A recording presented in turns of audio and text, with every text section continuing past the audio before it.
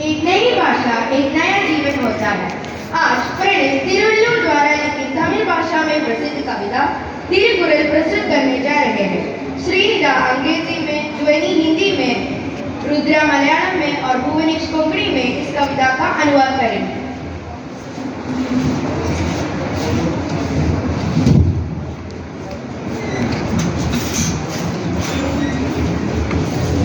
காலை வணக்கம்.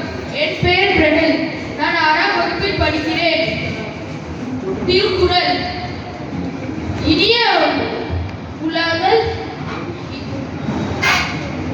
இனா இருக்கும்போது கனி இருப்ப காய்கவன் கற்று.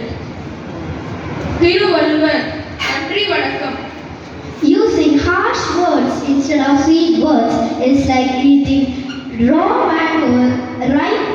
mangoes from a tree instead of ripe mangoes. मधुर शब्दों को छोड़कर कटु शब्दों का उपयोग करना ऐसा है जैसे एक पेड़ के मीठे फलों को छोड़कर कच्चे फलों को खाना।